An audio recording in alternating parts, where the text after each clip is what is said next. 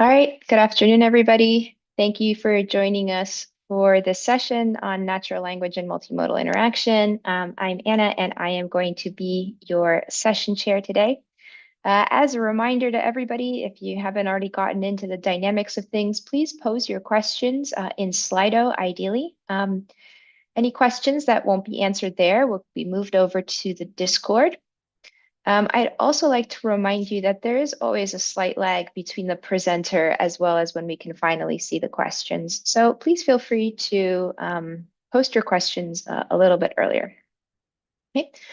So we will now get started with the first of our 6 presentations today. I'm going to ask Sehi to share his video and screen.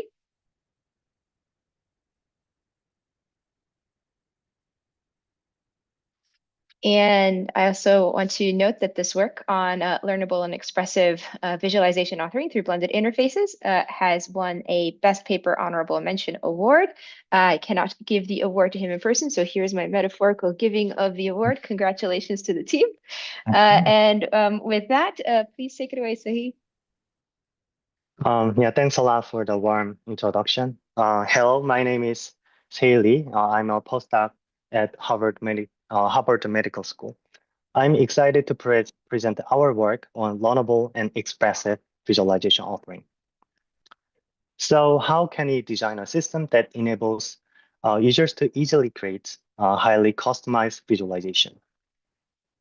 This aspect about whether it is easy to learn and whether it enables um, highly customized visualization are very important aspects when designing a visualization authoring system. So making a system that is both learnable and expressive is very challenging, as their trade-offs are demonstrated in many papers. For example, if an authoring system is easy to learn, it is sometimes not possible to make custom visualizations. If a system supports the creation of highly customized visualization, it often is more difficult to learn. We can find such trade-offs in common visualization authoring interfaces. For example, template-based interface such as MXXL provide easy way to browse many chart types and allow people to easily change the chart types, but their customization is quite limited. On the other hand, writing directly the code of the visualization languages and libraries enables users to have much more freedom in creating customized visualization, but at the cost of steep learning curve. In our paper, we wanted to explore how we can build a visualization authoring system that are both learnable and expressive. To achieve this goal, we adopted ideas from 2 sets of studies in HCI and visualization. In the studies of multimodal user interaction, visualization systems combines multiple interaction modalities such as speech, touch, and pen interactions. This not only gives flexibility in choosing the interaction modality that users prefer, but more importantly, it can help users use multiple interaction modalities at the same time or in sequence for the same task so that users can perform tasks more effectively. Adopting ideas from multimodal user interaction, we combined multiple authoring interfaces in a way that they can complement each other. The second idea was adapted from the learnability studies, such as visualization literacy and visualization onboarding. To help novice users understand complex and unfamiliar representations, researchers found that one of the effective ways is using a representation that is more familiar with users, and then showing the connection between the two. This linking serves as a bridge that enables users to learn unfamiliar representations by relating it with more familiar ones. We adopted this approach to let users interact with more familiar interfaces to learn less learnable, but potentially more expressive interfaces. Using ideas from 2 studies, we presented a conceptual framework called blended interfaces. Our assumption was that by blending multiple interfaces with tight linking, we can make the resulting authoring system learnable and expressive. To explore the idea, we implemented the visualization authoring system for genomics data called BLAZE. BLAZE combines 4 authoring interfaces, including natural language interface, code editor that uses Gosling visualization grammar, template-based interface, and lastly, shelf configuration. In addition, you can see visualization with the visualization canvas. These authoring interfaces have tight linking between each other. So for example, if a user hover a mouse on a chart type in the template-based interface, users can see expected changes in all 4 interfaces. These include user-friendly natural language description, code differences in the code editor, and changes in mark type and visual channels in shelf configuration. Blaze supports complete bi-directional linking between all 4 interfaces, which means if you ask any changes to the natural language interface, you can see any expected changes constantly in all other interfaces. This helps users to understand how to use each interface by seeing the same information in different modalities. Using the Blaze, we conducted user evaluation to find out whether combining authoring interfaces can actually help user easily learn the system to create complex visualization. And to test the learnability of the Blaze, we introduced the self-learning session where users were given to the system without any guidance, and they were asked to interact with the system to learn how to use it. And in the following session, we gave them 3 tasks to ask them to reproduce 3 visualization one by one.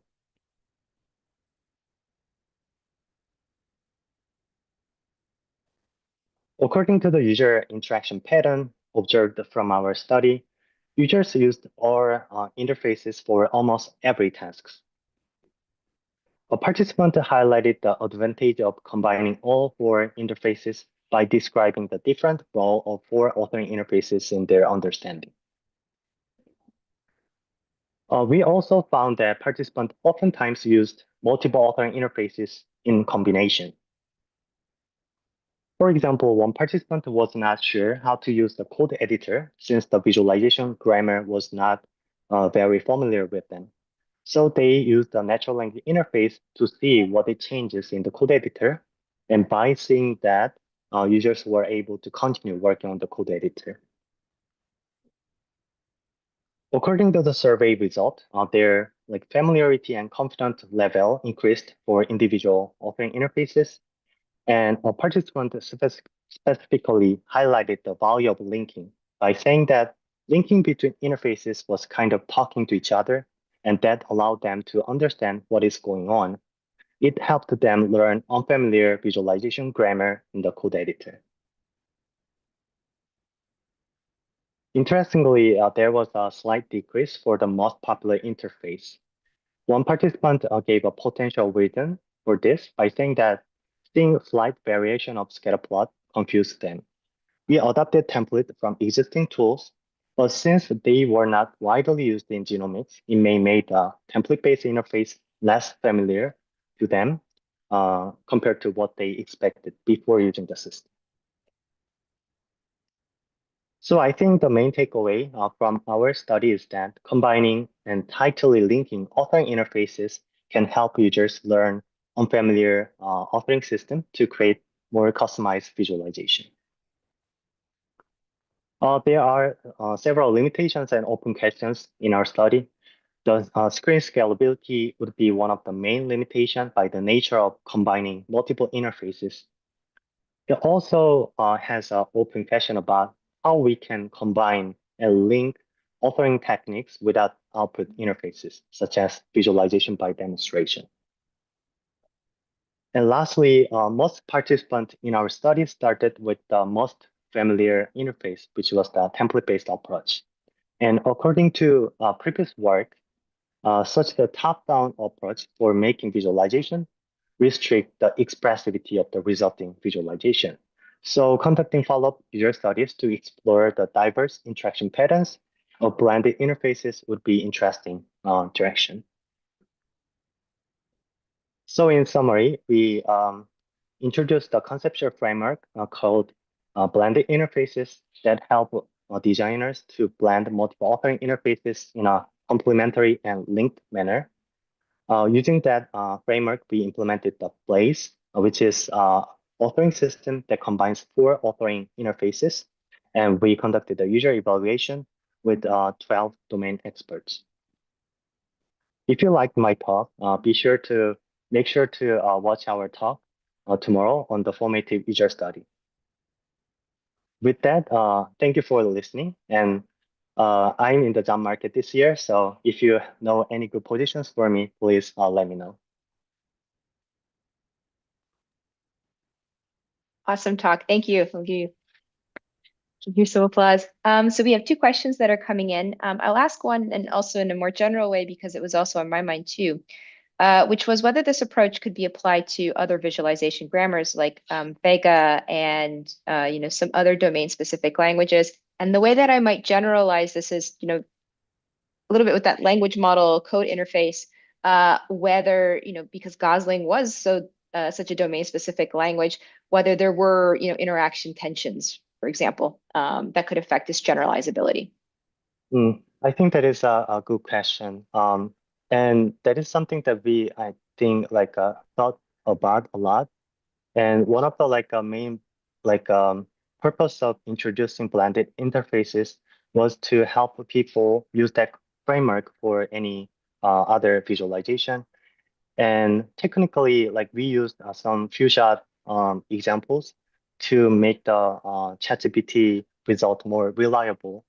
So we had to prepare some examples for that. But I think people can easily adapt our framework to work with other visualization grammars like Vega-like and other grammars.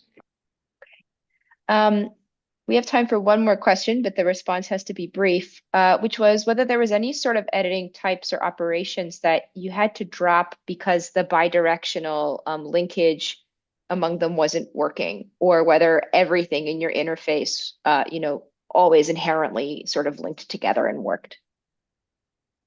I think, yeah, that is also a good question. So something that we wanted to explore more is supporting multi-view visualization, and also helping people to author interaction. But I think that aspect was not, I think we found it quite challenging to include that. So I think there are some kind of potential for future work in that area. Okay, that's great. There's one more question, which I'll ask that gets moved over to the Discord. And now we'll move on to the next talk. And so I'll ask Jaeyoung Kim to please get ready. And Jaeyoung is going to be presenting PhenoFlow, a human LLM-driven visual analytics system for exploring large and complex stroke datasets. Take it away, Jaeyoung. Okay, can you see me and listen? Everything is okay? Everything looks good. Okay, let's start. Hello, everyone. I'm Jaeyoung Kim, currently a PhD candidate in the HCI group at Seoul National University. Today, I'm presenting our study, PhenoFlow, a human large language model-driven visual analytics system for exploring large and complex stroke datasets.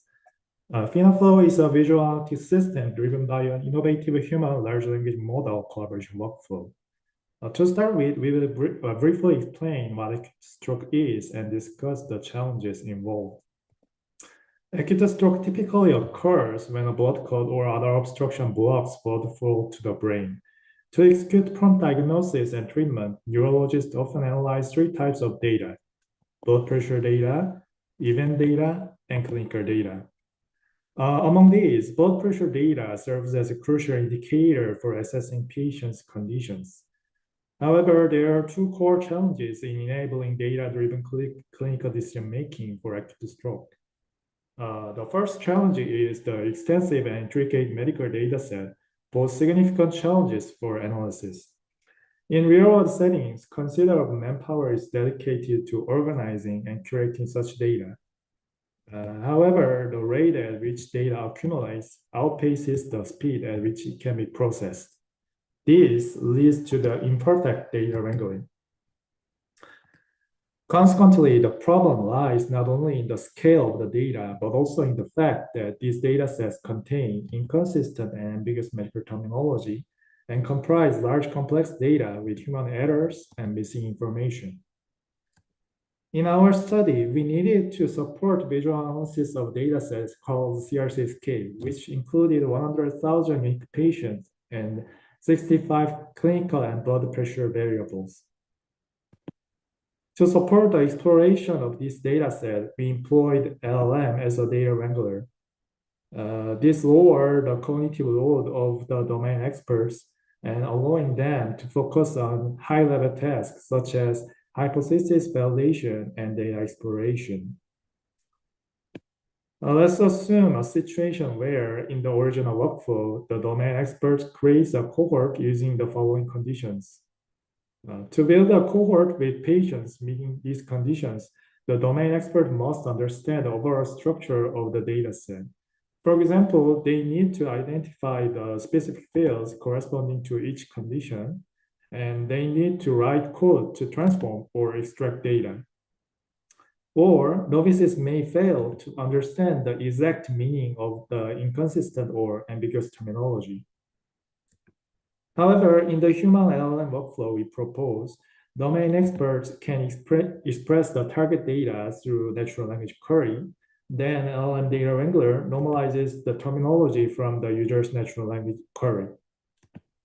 Based on this, it performs inference to generate corresponding fields and natural language explanations. Domain experts can supervise the LLM data wrangler's operations through natural language explanation and small multiples. For more detailed information, please refer to our manuscript. Okay, so the second challenge is the irregularity of blood pressure data. Unlike other time series data, blood pressure data does not have consistent measurement frequency and intervals. Given the following visualization, what we generally refer to as a pattern is the variation of value across the x-axis. However, we found that how regularly blood pressure is measured within a certain cycle, such as 24 hours, can contribute to find meaningful patterns. To consider both aspects and visually find meaningful patterns from irregular blood pressure data, we first apply temporal holdings to create segments. Then we create a circular visualization for each segment where time is mapped to the degree and blood pressure value is mapped to the radius. And lastly, we superimpose each circular visualization and apply opacity to each curve to naturally highlight meaningful patterns. Now here is an overview of PhenoFlow.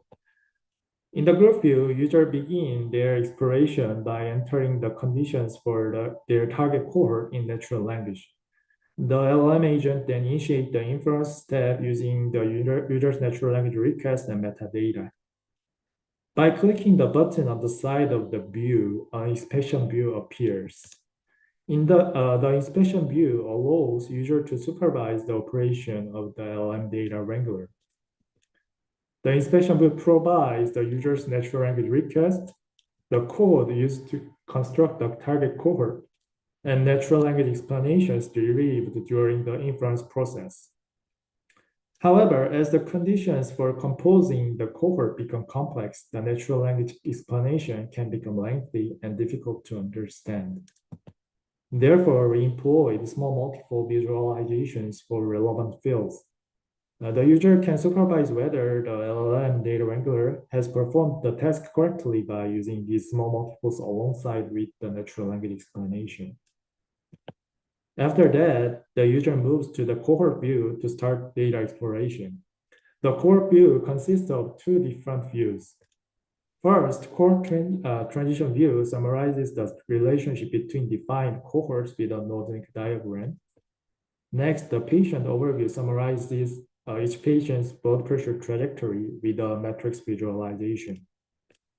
Each row corresponds to the patient's blood pressure trajectory from admission to discharge, each cell corresponds to the mean blood pressure value of each time segment.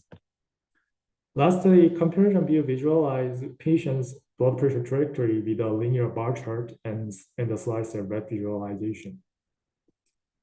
To evaluate PhenoFlow, we conducted 2 case study sessions with a total of 4 neurologists. In this presentation, we will introduce the result of the case study 1. In case study 1, we focused on assessing whether PhenoFlow's Human-LLM collaboration workflow was reliable and efficient. For this purpose, we recruited 2 experts who had no prior knowledge of the CRCSK dataset. During the case study, P1 was able to construct a target cohort with no prior knowledge about the dataset and found 2 similar patients who had different outcomes in the metrics visualization. Through the comparison view, P1 closely compared the blood pressure trajectories of the 2 patients and discovered that the drug rokinase administered to C1b weakened the blood vessels, causing symptomatic hemorrhagic transformation, which was the reason for the different outcomes in the two patients. This case study result demonstrate that even with minimal understanding of a complicated and intricate data set, domain experts can derive meaningful conclusions through the Human-LLM workflow. To conclude, through a year-long collaboration with domain experts, we explored opportunities to integrate large language model into the visual analytic workflow. As a result, we designed and evaluated PhenoFlow. By utilizing LLM as a data wrangler, PhenoFlow reduces cognitive load on domain experts, allowing them to concentrate on clinical decision making. Furthermore, we introduced the slice and wrap visualization technique, which facilitates the exploration of meaningful patterns in irregularly spaced blood pressure data.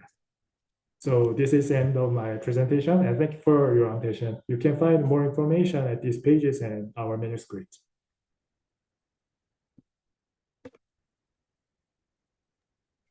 Thank you so much for that presentation, Jaeyoung. It was very, very interesting. We have 2 questions that have come in. They're a little bit related, so I'll ask them together. So one is about the incorporation of specific domain knowledge to the large language model. And this relates a little bit to the other question of the generalizability of this sort of a tool or this sort of an idea and workflow to beyond this this stroke data set. So yes, language models and domain knowledge. What did you find in your work? So this is quite a good question. And actually, we are appending this workflow to other medical domain data. For instance, we are now conducting research with bone domain and also other medical domain. So this Human-LLM collaboration workflow can be transferred to other medical domain. And also, I believe that this workflow can be appended to other domain, not only the medical domains. So thank you. Well, we're waiting on more questions to come in. I'd like to ask a brief follow-up on that, which is sometimes when you're looking at these complex data sets, there are attributes of the data that just have like super weird names, or might be some bespoke data collection that the language model has not seen before, does not recognize, or treats it differently. Did you encounter anything like that in your study? And if you did, what kind of things might have you had to do to mitigate around that? Yeah, there is tons of weird and completely unknown terminologies in this kind of data set. So we have to input the exact meaning of these terminologies with a prompt engineering. So this is the limitation of this work. So, but once you explain the meaning of each terminology to LLM, and the LLM data wrangler super works well. That starts to become a very interesting problem as well of how you handle that with a limited number of tokens in the prompt. All right, we'll continue the conversation over on Discord. So the next paper is going to be presented by Yuheng. And I'll ask you to share your screen. And she will be speaking about LEVA, using large language models to enhance visual analytics.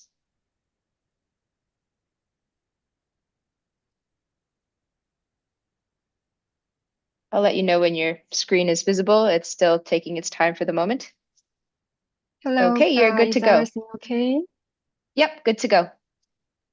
Okay, hello everyone. My name is Zhao, and currently I am a PhD student from Fudan University, and I'm supervised by Professor Min Chen. So I'm so happy to be here today to present our paper, which is titled LEVA, using large language models to enhance visual analytics.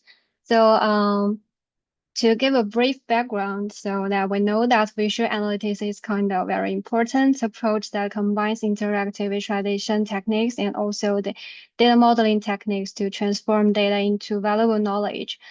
But in this process, there are many challenges when users conducting visual analytics. So firstly, during the onboarding stage, they may find it is difficult to grasp the system's visual and interaction designs, especially if without appropriate navigations. And next, in the exploration stage, users may feel overwhelmed as they have to process and observe a larger amount of information. And also, if the interaction exploration space is very large, they may feel very challenging to decide what should be done in the next step.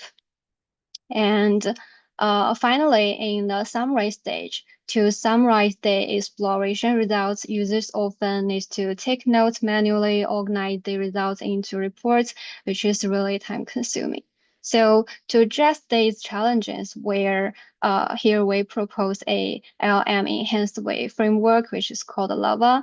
And LEVA aims to support users with workflow from the onboarding stage to exploration and summarization. So why do we use or why could we use LLMs to enhance VA? To answer these questions, we could think about that if we need an intelligent VA assistant, it should have the capabilities to conduct various tasks like they generate tutorials, recommend tasks or insights, and summarize exploration results. So complete these various tasks requires model have many capabilities, including the way system understanding, code generation, to using and text generation, etc. So to sum up, the LMs as a model with extensive knowledge and capabilities offer us a potential solution to enhance across various way system, which could help us to reduce the needs for task-specific model training. So that is why we could use LMs to enhance way. So in order to facilitate the way pipelines, we aims to connect the LMs, and the users, and also the original way system. So next, I will introduce how we achieve this integration step by step. So in order to make my following introduction clearer, I will use an example way system to illustrate our implementation methods. So this illustrative system comes from a winning entry of WAS Challenge 2021 Mini Challenge 3. So the task is to using this system to find some high-risk events based on the analysis of social media data. So after applying the enhancement, we will have a new system which will end to 4 components. So the first one is we have the chat view, which is newly added and support user to ask questions and receive feedback from LM. And also users could manage the insights, the LM generated insights on the top filter panel. And also we have the original system view, but in addition to the original functionalities, we incorporated LM generated insights as annotations directly onto the visualization. So this method could help users avoid reading long text responses. And in addition, we also have a interaction stream view displays the analysis history and allow users to select some desired results and generate a report.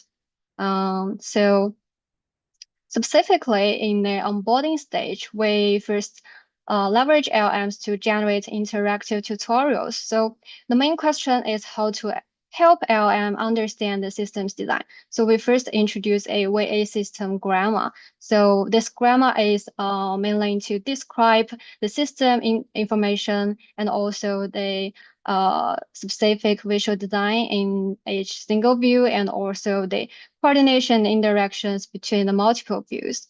So based on that, the LLMs could generate a step-by-step tutorial. So here's a brief demo shows how the onboarding tutorial works. So here we could see that the LLM introduced visual encoding for each view and explains how users can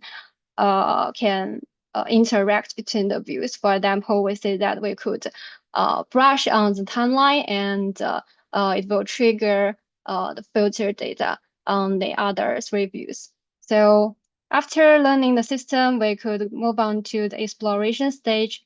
So here we incorporate two kinds of user input. The first one is user can ask questions directly through the chat view with natural language, and also users could interact with original VIS systems. And after capturing users' questions or interactions and the summarized data from the system, the VIS system will send these information to LLMs, and then LLMs will conduct a task recommendation inside calculation. So in this process, the LLMs would recommend the tasks based on this insight type list, which is mainly based on the relevance score to the analysis goal and also the current system state. And also based on that, when users selected desired questions, the LLMs will call the corresponding functions to get the results and also transform the result into a structured format so that the original VIS system could add these annotations on visualizations.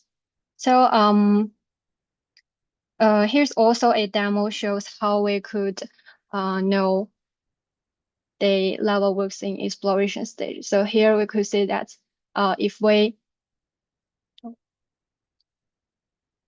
make a selection on a time view, the LMs will propose some questions related to this interaction.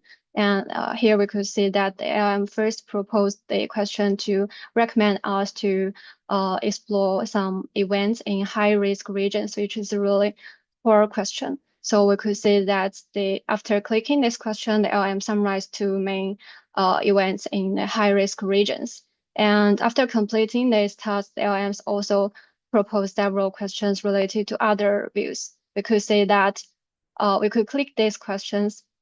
Let's move on.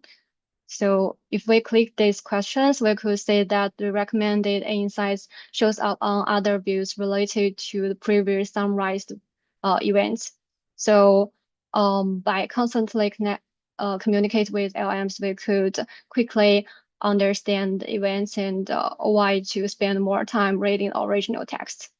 So in addition to that, we also allow users to ask questions directly. For example, user asks who hit Henry, the LMs could analyze the text data and summarize the results and shows the referenced messages and highlighted in the message view. So this is exploration stage. And next we move on to the summarization stage. Here we use a visualization module that visualize user interaction, LM generated insights and log the screenshots and allow users to select desired results, and then LMs will summarize and generate this kind of text slides to summarize users' exploration. So to sum up, LEVA still have some limitations in the future work we need to do. So first, the first point is we need to extend the scope of grammar-aware systems. So we need a more unified grammar to describe various complex visualization, interaction, and even the data models behind the interface, which is very important for LMs to learn the way system. And next, we need to bring more domain knowledge and VIS knowledge for LMs, because we need to guide LMs with more analysis solutions guidelines to solve more complex problems. So next, we also need to provide some guidance when user need it, because this is found from our user study. We found many people would over-rely on LMs. And next, we need to make our interface more controllable to make the human AI intention could be aligned. So thanks for all my co-authors for their contribution to this work. And if you're interested in this paper, please refer to the paper link. And thank you for your attention. Thank you so much for that, Yuheng. We Thank you. are probably only have time for one question, so I'm going to try and sort of put a whole bunch of them together into one. Okay. So the question that I'm going to try to formulate from a couple of them is about the insights. So the language model can generate, a lot of different insights, and some of these can be more complex, requiring potentially like multiple types of interactions to arrive at an insight. So this question is, how do you figure out which ones to prioritize? And then also pertinent, how do you figure out which ones are real? For the interaction recommendation, we know that currently LEVA use a predefined insight list related to some functions to make sure we can generate correct answers, avoid writing codes to generate insights. So based on this strategy, LEVA would recommend intentions based on the solution guide. If we have a very large solution graph, like a very large solution library, we could let LMs recommend more solutions and compare their values. But if we only have limited analysis solution guidelines, the LMs generate insights will be limited as well. I think the calculation process sequence, the length of this calculation sequence is related to the way systems interaction sequence. So if we could propose more larger function graph or insight graph, many solutions could be derived and mapped into interactions. Okay, we'll let the conversation continue on Discord, but that's a really nice idea of mapping the insight graph with potentially an interaction graph. Okay, yeah, thank you. We will move on to the next presentation. I'd like to ask Yuan to please share her screen, and she'll be talking about ChartGPT leveraging LLMs to generate charts from abstract natural language. Take it away. Okay.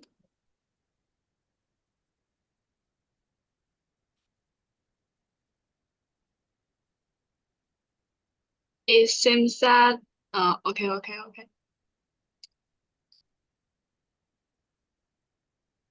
Are you okay? There we go. We can see. Good. Okay, good. Just one more second. I'll let you know when your screen is okay. You're good to go now. Hi everyone, I'm Yuan from Zhejiang University. Today I will introduce a paper from our group, ChartGPT, leveraging large language models to generate charts from abstract natural language. Creating visualization charts is demanding for data analysis. Traditionally, analysts use interactive tools like Excel or write code with libraries like Vegalite. This process requires both visualization expertise and tedious operations. To ease this burden, natural language interfaces have recently become a popular solution. With these tools, users can generate charts from simple text inputs without the need to learn visualization knowledge or perform manual operations. The key of such tools is to accurately capture user intent and generate appropriate specifications. However, natural language can be quite abstract. First, their utterances are often underspecified. It can be hard for users to explicitly provide all necessary details, such as aggregations and chart types. And sometimes their language can be implicit. For example, earn the most in this utterance implicitly refer to worldwide growth. Moreover, user language can also be ambiguous.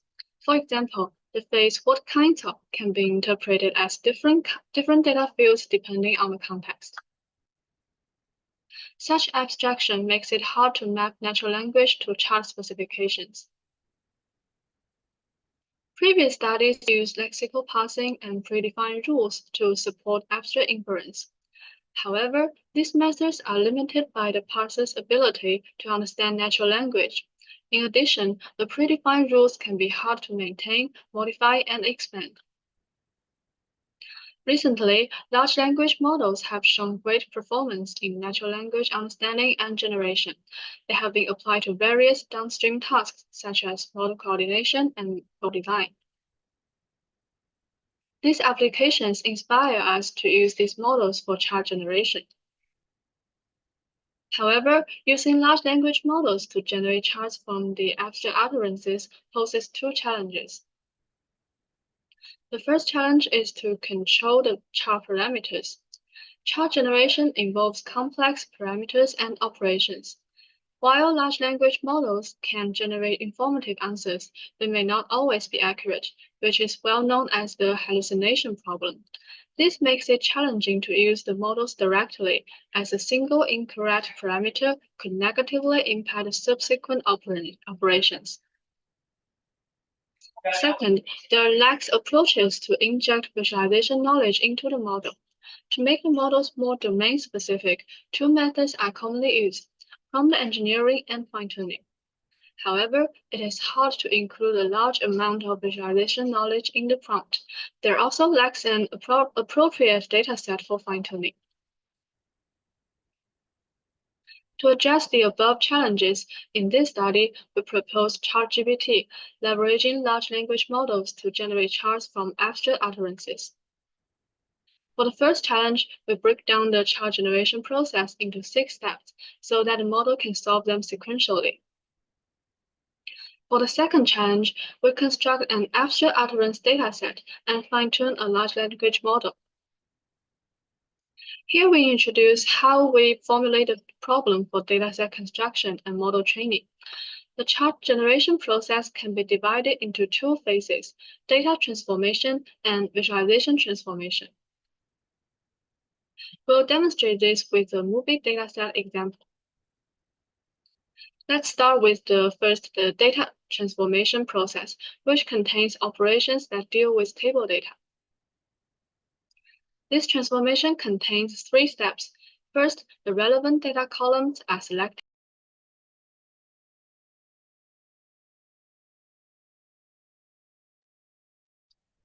It appears that we have lost the speaker for a moment. We will give it another minute to see if she is able to rejoin.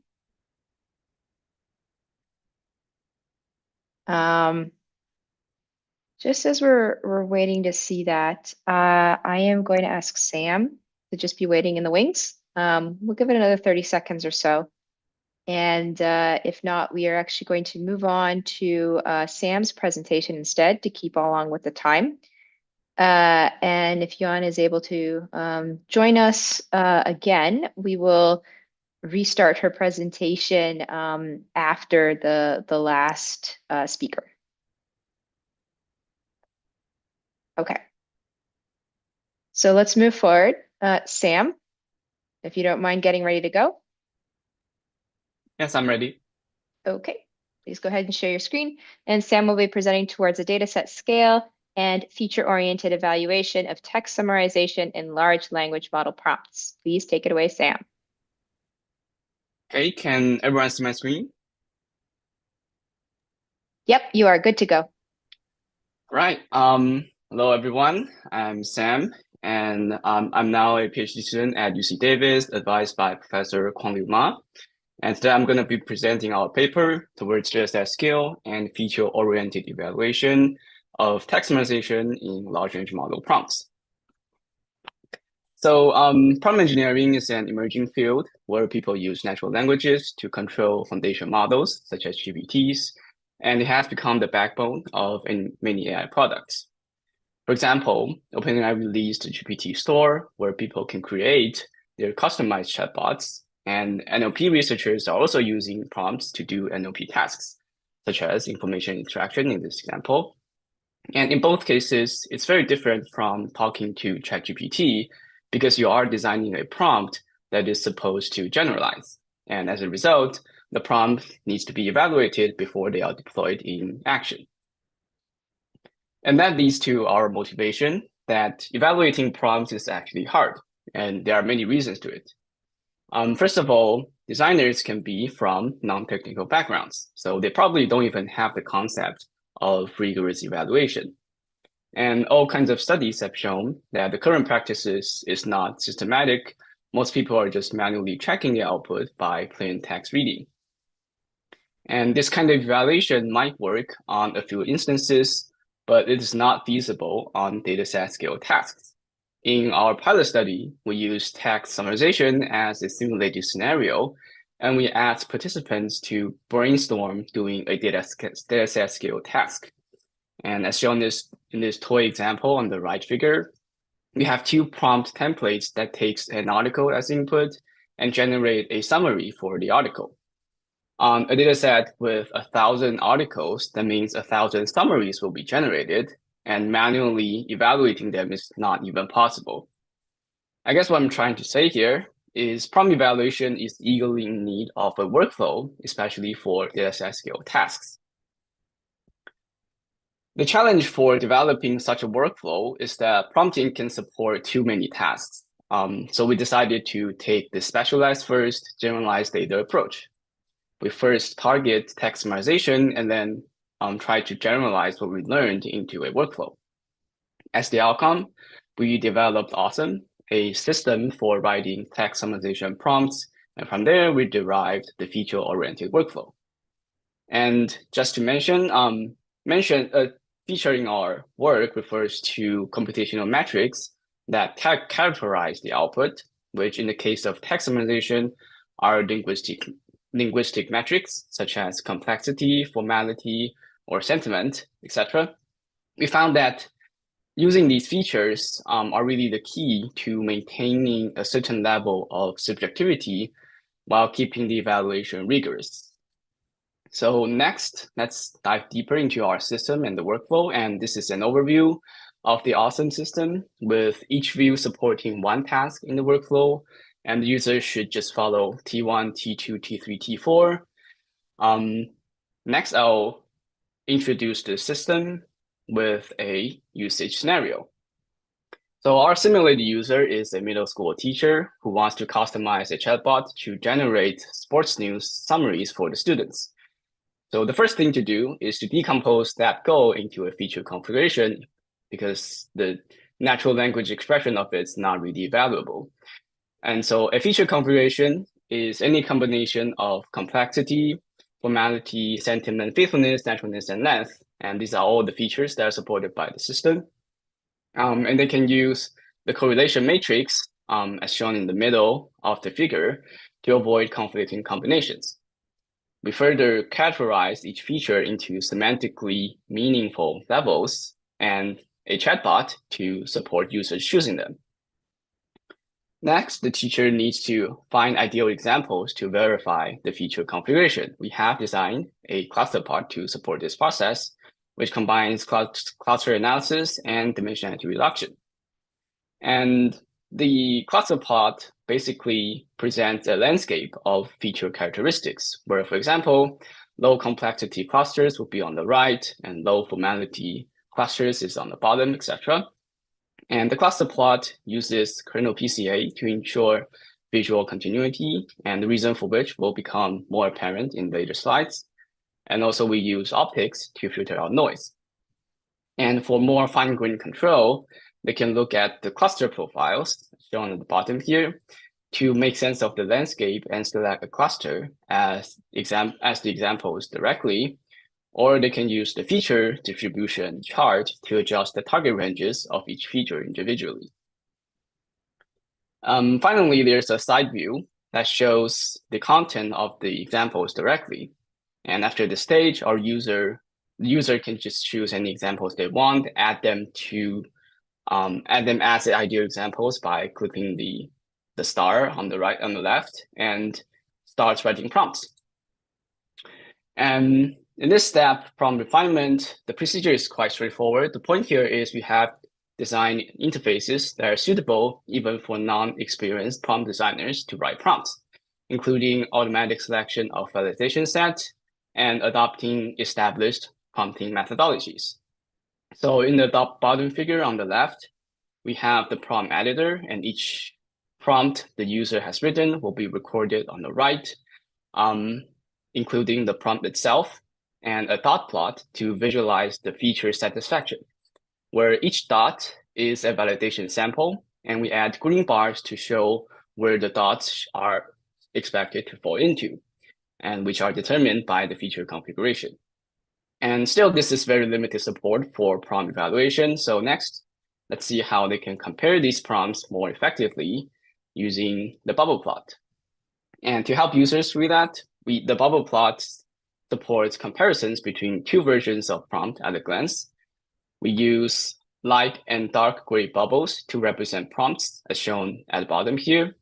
And their distance to the green bubble represents their performances. So in this example, you can see the darker bubble is closer to the green bubble, which means the second prompt is better.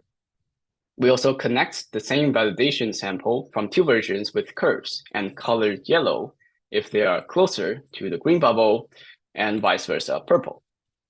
And if you want to learn more about the technical details of how the bubble plot is rendered, please refer to our paper. And of course, if the performance is mixed, they will be able to see from the curve which sample is failing, and then they can go back to the dot plot to understand which feature is not satisfied. For example, they might see that the complexity is not satisfied, as highlighted in the red rectangle here. And they know that they should refine that definition of complexity in the prompts. And using kernel PCA here really allows us to ensure visual continuity in all the plots, and as a way to support the iterative refinement. And eventually, all the dots should move towards the green bubble like this, and this is the mental model we want the user to form while using the system. So we received positive feedback from a practitioner review on the system with 4 experts from different backgrounds, and all of them agree that the workflow is very easy to follow and works very well. And based on our discussion, more importantly, we want to introduce our 3 visions for the future. First is we believe that the same workflow is generally applicable to image generation. Given the appropriate features, the cluster plots and the bubble plots are really agnostic of data types, and images are for all features, so we don't need to worry about finding features. And second, there are some features that we can't quantify, like trustworthiness, and unfortunately, they are deal breakers for many people who are seriously considering using prompts in their own profession. So as a feature, incorporating these unquantifiable features would be a promising direction. And finally, we observed a paradigm shift in task formulation, both from the recent prompt engineering advances and in our own user study. So in prompting, the task is simply defined by prompt and can be very versatile. People don't need to develop rigorous machine learning tasks or loss functions anymore, and the evaluations need to adapt to this transition. So we consider our work as just a step towards adapting to this transition, but we hope future researchers to adapt the workflow to more contexts. And thank you very much. That's all for my presentation. I'm happy to take questions, and you can find the QR code is for my personal website, and you can find the paper link there along with the GitHub repository and everything. And I am looking for a summer internship for next year, so you are welcome to contact me. And thank you.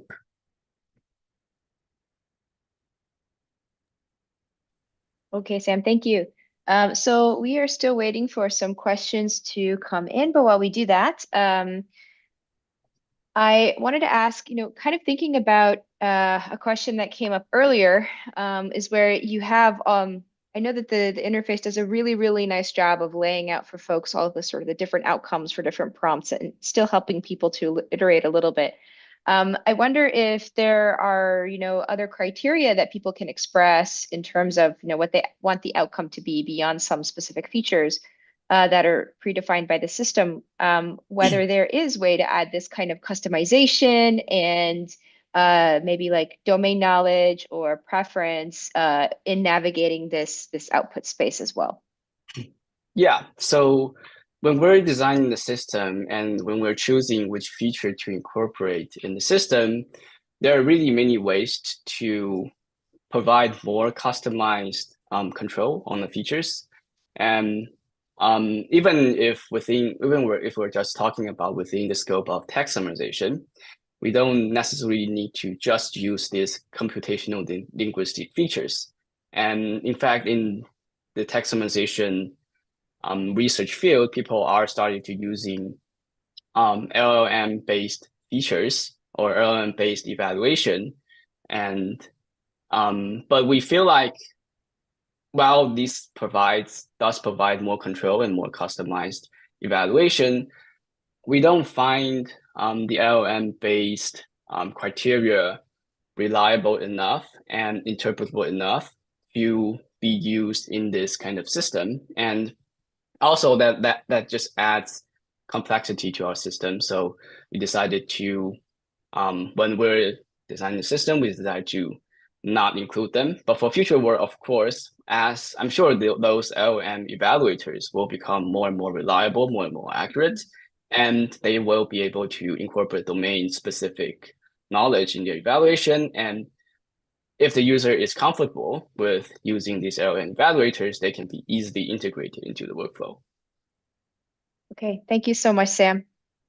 All right, we also have Yuan back. So I'm going to ask her to try once again to restart her presentation. For more questions on Sam or to further engage in some conversation, please move on over to the Discord. So it's a bit late to share pre-recorded video, Juan, or if you want, we can actually start with Kai first, and you and I can work out the logistics in the Discord to make sure that your Wi-Fi and stuff are working. So how about we do a small switch? Kai, would you be ready to go while I take a few more minutes to work out some of the AV issues here? Yeah, sure. Okay. I could go. Let me share the screen. Desktop 1. Sharing the sound.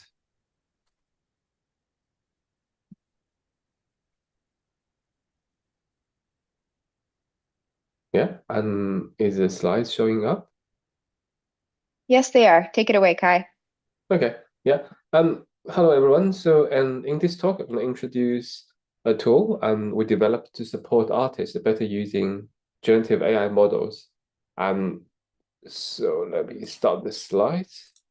And this is a collaboration between the visualization group at University of Nottingham, which I am from, and the visualization group at the Peking University. The plan was for Yuheng, who was the first author to present the talk, but just because of the time difference, so it decided I'm going to do the talk instead at the last minute. Okay,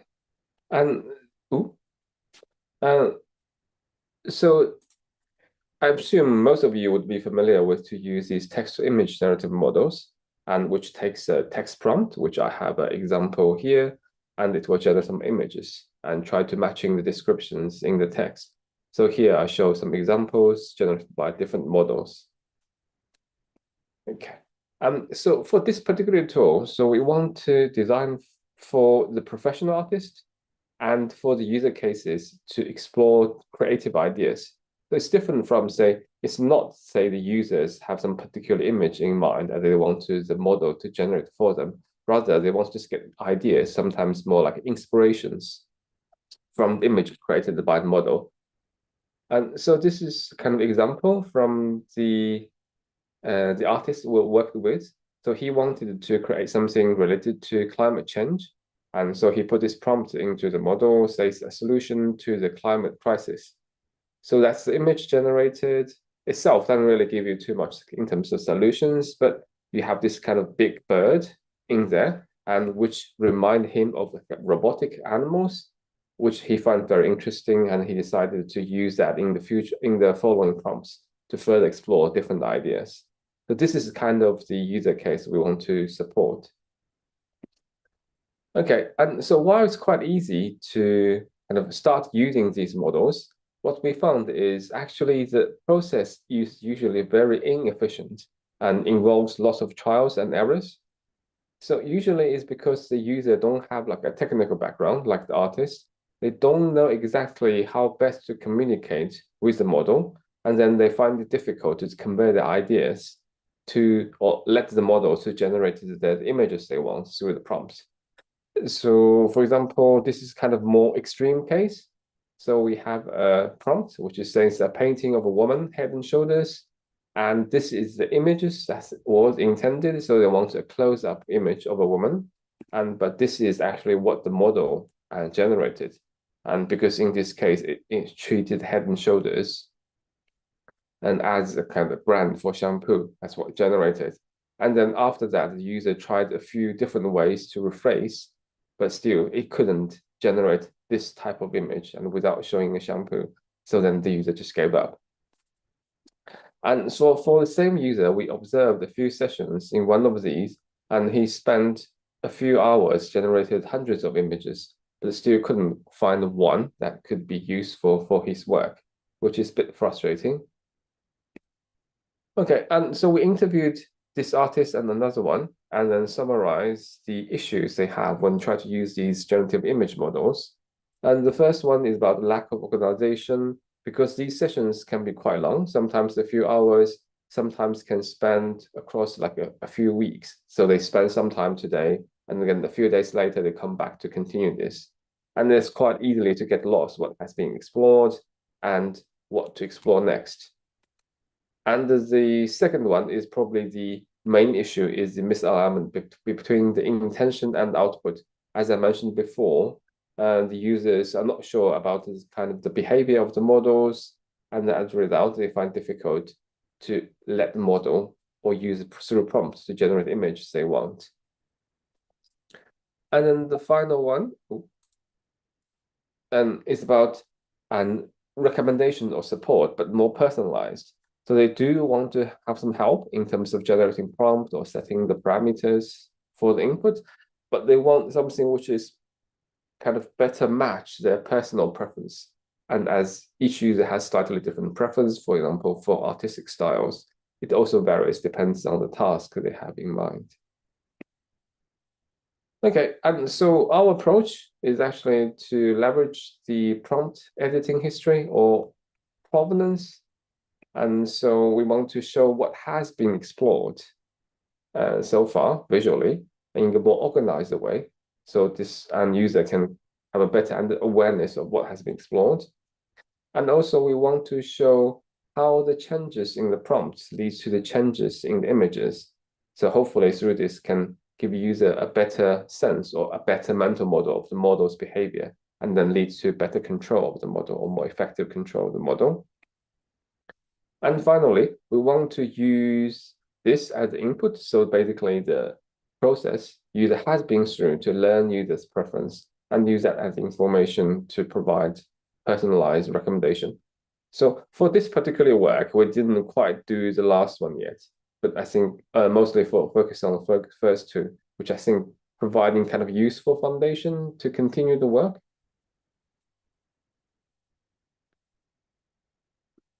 Okay, and let's have a very simple example. And so we start with a prompt called a happy cat in the style of Studio Ghibli. So that's the image generated.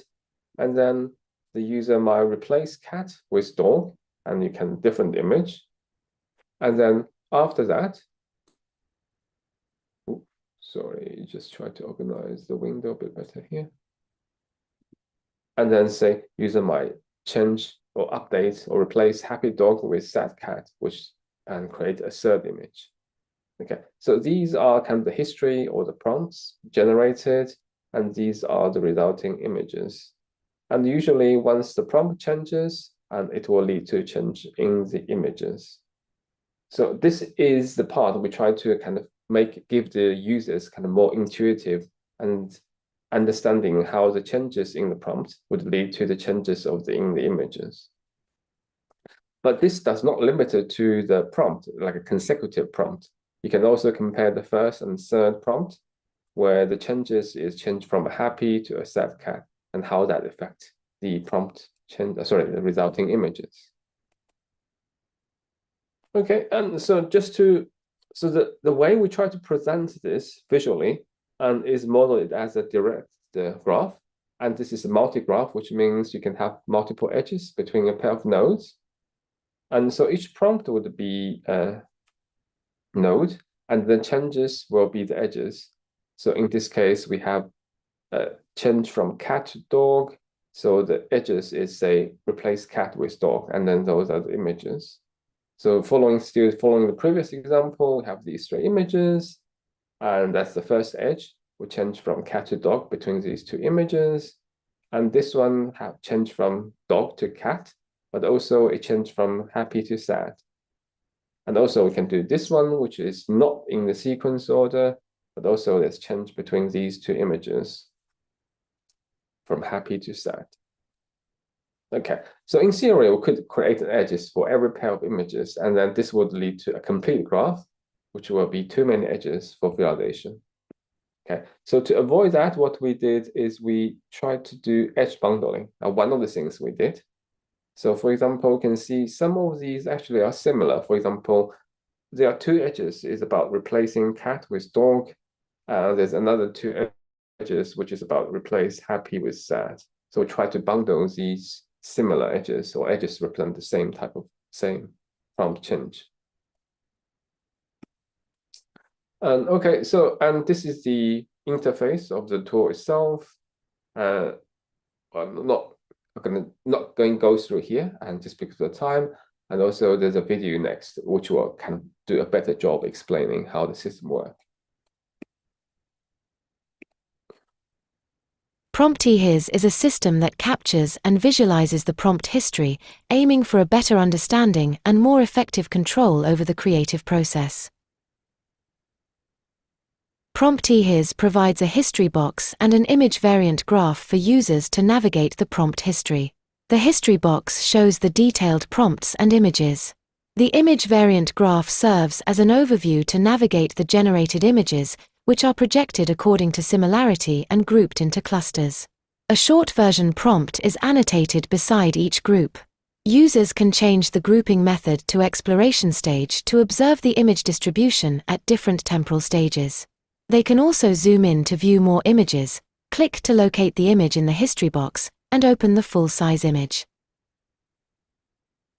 The edges between the image nodes represent the word-level changes of their corresponding prompts, indicating the influence of prompt modification on the image generation. While the history box highlights changes between consecutive prompts, the image variant graph also compares the non-consecutive attempts. Okay, and so this is my last slide in conclusion. So we introduce a tool called PromptHis, which is designed to support artists better using generative image models. And actually, we found it can also be used by researchers like us to understand how the user interacts with these models.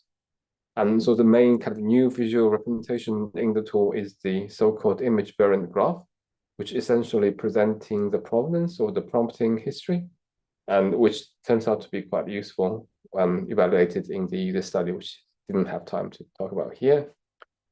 And we hope and it can help user better understand the behavior of the model, and then which can lead to better crafted prompts. And this is kind of the first step towards kind of more personalized support to help user or like the artist to better use these models. So there's a link there, which is a website. We do have the system running online, but because it requires to run the generative models at the back end, so sometimes not very responsive when more than one people try to use it. Okay, that's all. Thank you. Thank you, Kai, for a very interesting system. We're waiting for some questions to come in, but I'll ask just one.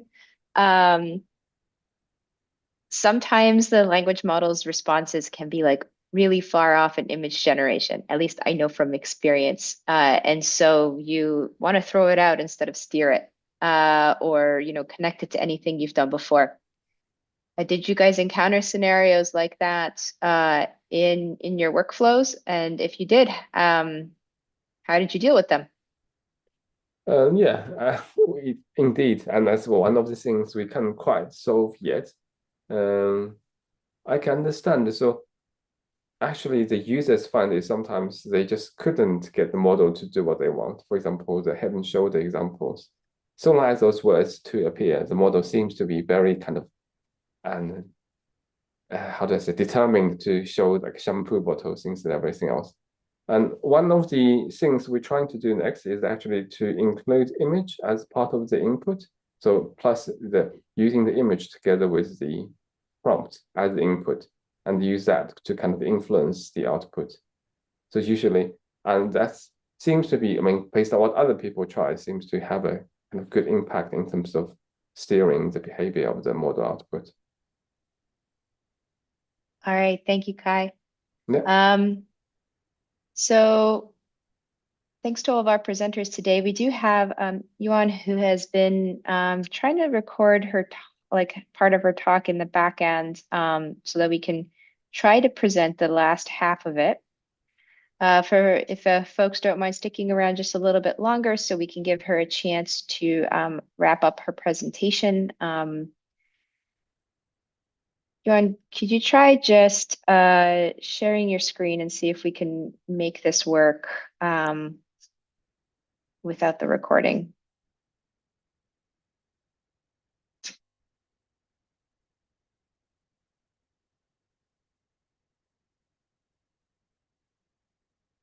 Because I am not seeing it on my end. So how about the session is supposed to end in 3 minutes. How about we give another 3 minutes or so for this to work out? If not, Yuan, I would encourage you to host the video somewhere that you can share in the Discord, which would allow some other folks to sort of see it or share your slides. And I would encourage folks to take a look at the Discord for Yuan's talk or slides, and to have opportunities to engage with her there on that interesting work. So once again, we're just going to give it another 2 minutes or so to see whether the video comes through to me. There's a way that we can share it, or again, Yuan, if you want to try share your screen and see whether we can get things to work. I know you mentioned your Wi-Fi was not great.